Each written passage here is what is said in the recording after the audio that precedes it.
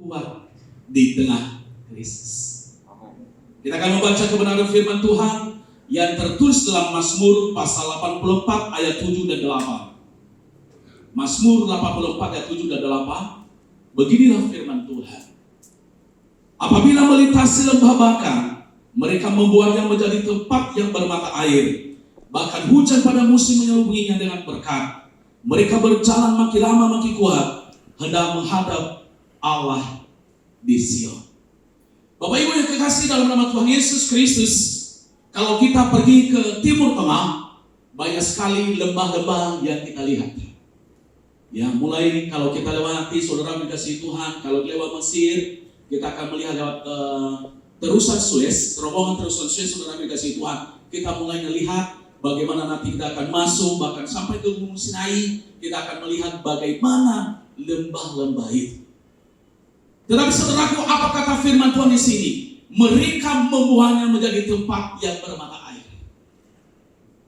Berarti di sini kita akan melihat sudah tidak ada harapan, tetapi kita bisa membuat lembah-lembah itu menjadi mata air yang bisa menghasilkan kesejukan, yang bisa memberikan kelegaan bagi setiap orang yang percaya kepadanya. Maka dikatakan bahkan hujan pada musim mengelubunginya dengan berkat. Mereka berjalan makin lama makin kuat, hendak menghadap Allah di Sion.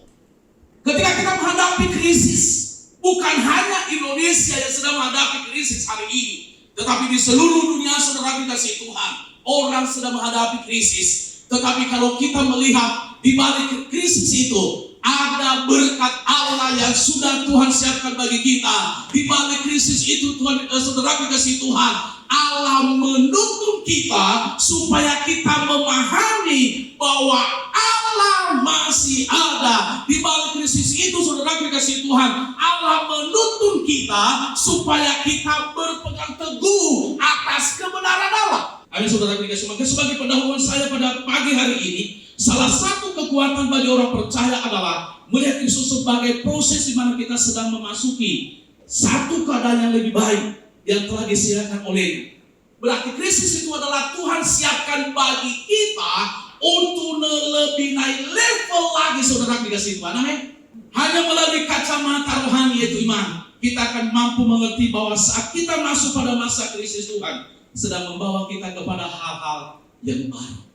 Saya melihat di dalam Alkitab ketika Yusuf menghadapi masalah yang berat dalam kehidupannya, krisis yang besar dalam kehidupannya, tetapi Allah menuntun dia menuju fase dari level yang bawah menuju level yang lebih tinggi lagi. Mungkin saudara berkata, Pak Pendeta, saya sudah di PHK hari ini, saya tidak sanggup lagi. Tetapi saya mau katakan, mungkin ada rencana Tuhan di balik itu, supaya saudara Tuhan angkat di level yang lebih tinggi lagi. Mungkin dulu hanya manajer saudaraku, tapi Tuhan angkat menjadi general manager. Yang amin akan terjadi dalam hidup. Yang tidak amin, saudaraku, Tuhan terserah dia. Atau suka-suka Tuhan, tapi yang amin dia akan dapat, saudaraku. Betul itu saya melihat. Dia lebih kan melihat apa yang dalam Yusuf. Apakah Yusuf berada di level yang sama sebagai tukang ngepel di bawah perintah Potifar? Tidak, saudara, tidak semua. Tuhan angkat dia. Justru dia menjadi orang nomor 2 di negara orang, saudara. Kenapa? Karena dia melihat krisis itu bukan hambatan bagi dia untuk diangkat oleh Tuhan. Begitu juga di dalam kehidupan kita. Jangan takut terjadi krisis ini, saudara dikasih Tuhan. Asalkan kita memiliki iman yang luar biasa di dalam Tuhan. Yang pertama, saudara dikasih Tuhan. Yang pertama. Coba diklik. Ada beberapa hal yang perlu kita lakukan untuk melewati krisis. Mengampuni diri sendiri. Mungkin kita berkata dalam hati, Pak Pendeta, bagaimana saya bisa mengampuni diri sendiri? Kok saya ampuni diri sendiri? Saudara dikasih Tuhan, kita harus belajar mengampuni diri sendiri. Banyak orang tidak bisa mengampuni begini kalau dia menghadapi masalah. Justru setan memakai hatinya dan pikirannya untuk menjatuhkan dia. Setan menuduh dia, lihat kamu, kenapa kamu bisa gagal? Karena kamu begini, karena kamu begini, karena kamu begini, karena kamu begini. Setan menuduh seseorang, saudaraku, kenapa kamu di PHK? Oh, kamu begini, kurang dekat sama HRDC. Setan pakai hal itu supaya kita tertuduh, saudara dikasih Tuhan. Makanya kita harus belajar mengampuni diri sendiri dulu. Ketika kita mengampuni diri kita, di situ kita akan mendapatkan kekuatan baru, saudara dikasih Tuhan. Jangan kita salahkan orang lain kalau kita menghadapi masalah. Jangan salahkan siapapun, saudara dikasih Tuhan, ketika engkau terpuruk. Tetapi mari kita belajar. Kita berkata, Tuhan, saya belajar mengampuni diri sendiri. Yang kedua yang harus saya sampaikan kepada kita, beberapa hal yang perlu kita lakukan untuk melewati krisis. Menyadari bahwa Allah adalah sumber kekuatan kita. Kekuatan di hidupku. Apa?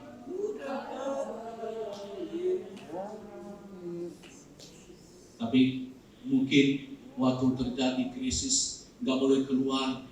Mungkin bukan kekuatan di hidupku. Ya. Mungkin istri berkata kepada suami, tahu gak sekarang bebannya yang cerita? Udah baca Quran gak?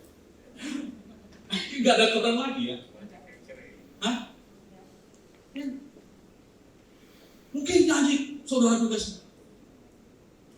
Mungkin nyanyi bukan apa lagi. Istri berkata, aduh gimana ya? Lebih baik pulangkan saja aku sama orang tua. Jangan. Justru di tengah krisis, saudara dikasih Tuhan, kita mendapatkan kekuatan. Maka saya katakan kekuatan di hidupku, ku dapat dalam Yesus. Dia tak pernah tinggalkanku, setia menopangku, berseru berharap dalam Yesus. Suara saya tidak bagus, saudara dikasih Tuhan. Makanya saya tidak lanjutin karena ada 2 WL yang profesional yang ada di tempat ini. Jadi saya tidak berani. Saya tidak berani, saudara dikasih Tuhan. Nanti mungkin orang berkata kalau Pak Eli nyanyi, setan aja tidak berani keluar. Terkecuali kalau saya keting, saudara, baru dia berani keluar. Kekuatan dari Tuhan, saudara dikasih Tuhan, sehebat apapun manusia di dunia ini, sehebat apapun pakan manusia di dunia ini, kalau kekuatan dari Tuhan yang bersama dengan kita, saya mau katakan, dalam sedetik pun dia akan bisa hancur. Gak ada amin. Amin. Amin. Amin. Kuat di tengah krisis yang ketiga, ya, menyadari bahwa Allah adalah sumber kekuatan kita. Mengubah mindset bahwa berkat bukan saja tentang finansial. Saudaraku dikasihi Tuhan, ada yang salah dalam diri kita untuk menghadapi krisis ini. Kadang-kadang kita berkata, oh kalau berkat itu adalah hanya uang, hanya materi. Itu berkat. Saya mau katakan, mulai hari ini kita harus rubah pikiran kita juga dikasih Tuhan. Berkat yang luar biasa kalau menurut pemahaman saya sebagai hamba Tuhan, apa? Kesehatan. Walaupun kita memiliki segala-galanya, kita memiliki rumah segede begini. Ada nggak rumah segede begini? Banyak ya? Ada rumah yang segede 1000 meter persegi. Benar? Ya. Saudara kita memiliki segala-galanya, fasilitas. Tetapi tidak pernah menjamin kita, saudara. Berkat yang luar biasa bagi saya kalau ada ketenangan di dalam diri kita. Yang kedua, kalau kita sehat, bukti hari ini saya semua ya. Saya semua kan amin. Amin. Coba kalau nggak sehat, walaupun banyak uang kita, gimana jadi? Kita memiliki rumah mewah 1000 meter persegi, nggak sehat kita apa? Kita nikmati nggak? Yang menikmati rumah mewah itu siapa? Kok tahu? Pengalaman ya? Hah? Hah? Yang menikmati sofa yang 500 miliar siapa yang menikmati? Yang menikmati LED sebesar apa ya nenek moyang? 5 meter persegi, siapa menikmati? Dia angkat-angkat kaki, bosnya di mana? Ada di... Bukan. Di mana? ICU. Yang menikmati setiap hari. Yang menikmati siapa? Wih, pembantunya asli banget. Dia datang, halo, terima telepon. Apa kabar? Pak, gimana Pak? Ya, masih di ruang ICU. Yang kalian baik-baik di rumah, iya Pak. Yang angkat telepon di mana? Di sofa, ya 500 juta. Saya setuju kita diberkati oleh Tuhan. Saya sangat setuju. Kenapa? Kalau kita juga nggak diberkati, kita tidak bisa mendukung pelayanan pekerjaan Tuhan. Makanya kita kalau diberkati oleh Tuhan, jangan tertuju pikiran kita itu berkat. Hari ini berkat. Kalau kita datang ke gereja berkat. Kalau kita datang ke gereja melayani Tuhan berkat. Kalau kita ketemu orang berkat.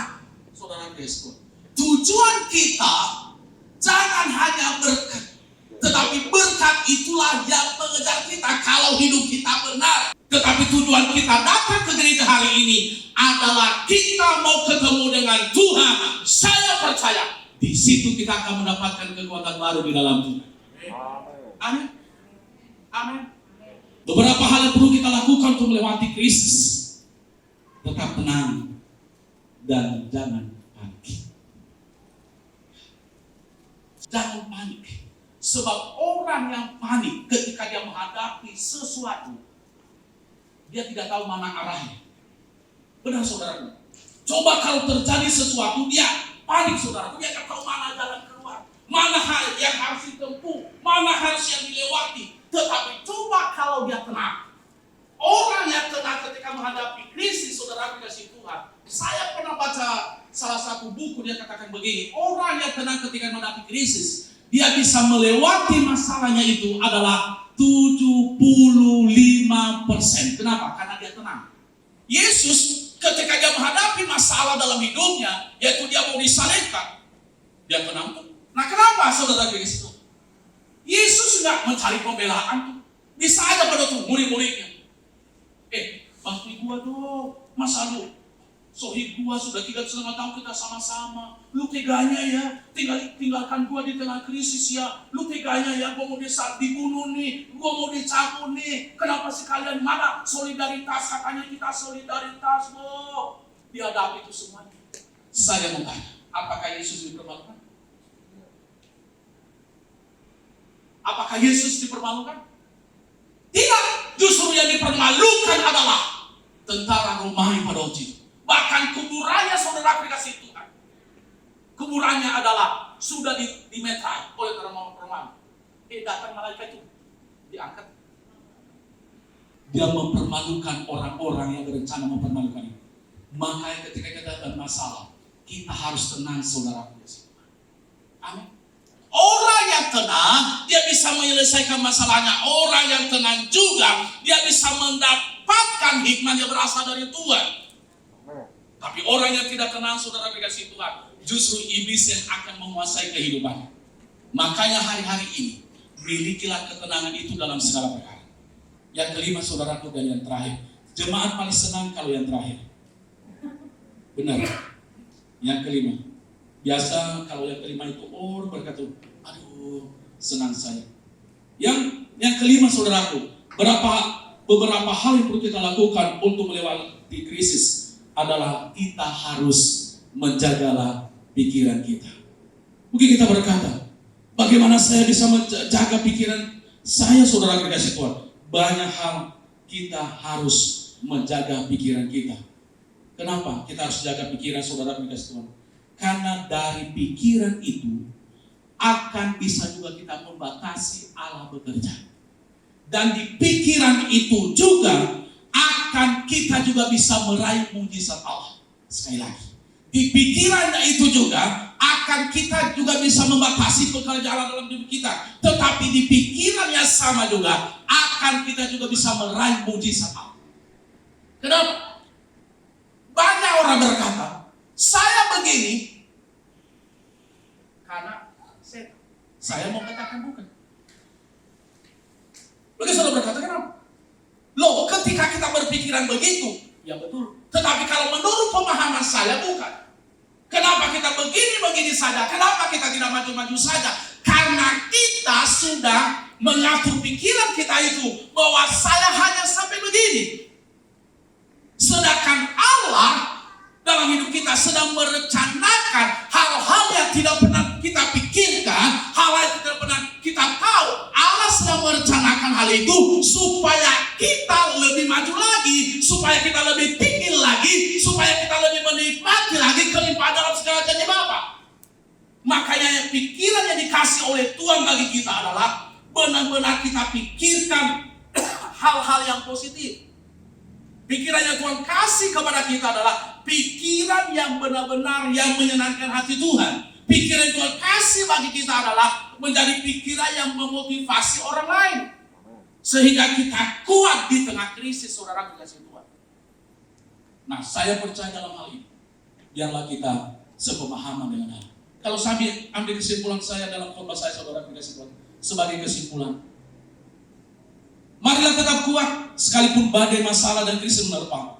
Kita harus tetap kuat agar berkat Tuhan menjadi milik dan bahagia kita. Untuk itu, mari tetap kuat dengan Tuhan. Kalau kita tetap kuat, kita akan menikmati berkat Allah. Berkat sukacita, berkat kedamaian, berkat kesehatan, berkat ketenangan, bahkan berkat jasmani. Tuhan telah siapkan bagi kita, bahkan kita juga menikmati berkat perlindungan dari Tuhan setiap saat. Walaupun kita berada dimanapun, di lembah kekelaman, Tuhan ada di sana. Saya percaya, saudara tetap dilindungi oleh kuasa darah Tuhan Yesus dimanapun Tuhan tempatkan kita. Sukses saudara, Tuhan Yesus Kristus memberkati.